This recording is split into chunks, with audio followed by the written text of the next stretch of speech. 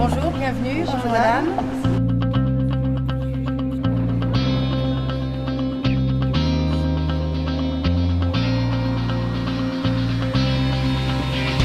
Babylone, gigantesque garderie, sera reconstruite dans les steppes de Mongolie pour garder les enfants de partout. Des paléontologues feront revivre les éléphants d'Afrique disparus grâce à une défense retrouvée dans le cul d'un bonobo.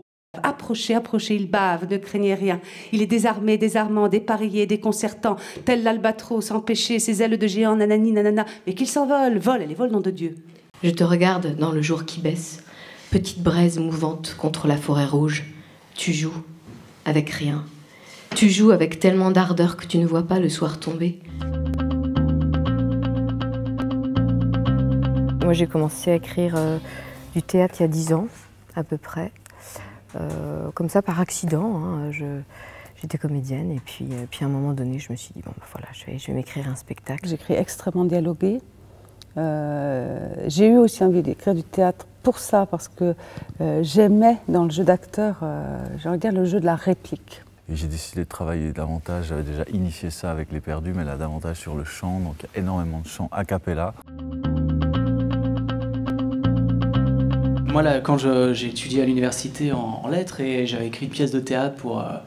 il y avait une sorte de concours et les profs étaient stupéfiés qu'on écrive du théâtre. C'était les années 90, ils disaient mais un jeune homme comme vous, écrire du théâtre, ça semblait un peu incongru parce que c'est pas une pratique majoritaire le théâtre. Contrairement au roman qui est extrêmement bien défendu dans les médias, en librairie, le théâtre contemporain est bien vivant mais invisible.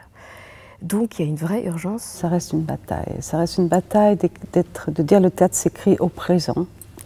En tout cas, continue de s'écrire. D'ailleurs, Victor Hugo, en son temps, disait que la seule chose qui donnera raison à l'écrivain, c'est la mort. Mais j'ai pas trop envie de mourir avant de m'amuser un peu. Le théâtre qui se vit, s'éprouve aujourd'hui, ouvre le débat, fait bouger les lignes. Travailler sur les textes, mettre en jeu les textes, c'est inlassablement refuser tout conformisme de la pensée. La reconnaissance, on va dire, du grand public vient souvent très tardivement. Mais par contre, quand même, il y a beaucoup de textes d'écriture contemporaine et d'auteurs contemporains qui sont montés en France. Donc l'idée, c'est aussi de mettre à disposition du grand public des contenus textes, photos, vidéos, des contenus qui vont pouvoir mieux connaître un auteur et avoir envie de découvrir son œuvre parce qu'ils comprendront mieux les enjeux d'une pièce. Enfin, c'est d'être moins face à l'inconnu, soit avant le spectacle, soit après. Un des rôles essentiels du théâtre public, ce qui est notre cas, est de soutenir la création contemporaine, simplement en ne faisant pas de discrimination. Comment voulez-vous qu'il y ait des auteurs contemporains quand on ne les monte pas ?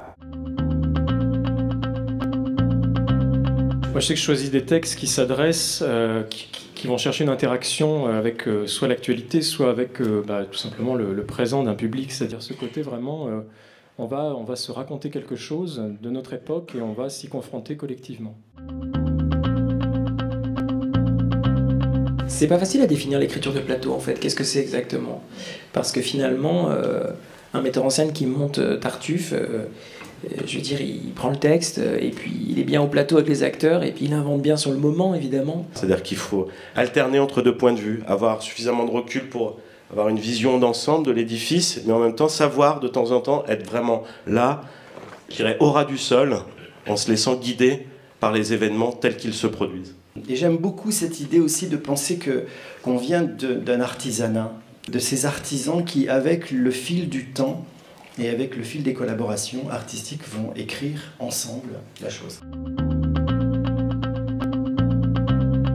Je suis directrice d'une compagnie qui, à partir des années 2000, a passé de nombreuses commandes à des auteurs en essayant de trouver comment des textes peuvent naître de l'échange avec des habitants dans un territoire. Ça passe par susciter l'envie aux personnes qui travaillent pour les jeunes, documentalistes, enseignants, en leur faisant passer des textes, en leur expliquant que le théâtre contemporain peut être accessible. Adieu orgueil, amour-propre, dignité. Adieu susceptibilité et rancune. Évitez, jeunes vierges, les discussions. Taisez-vous.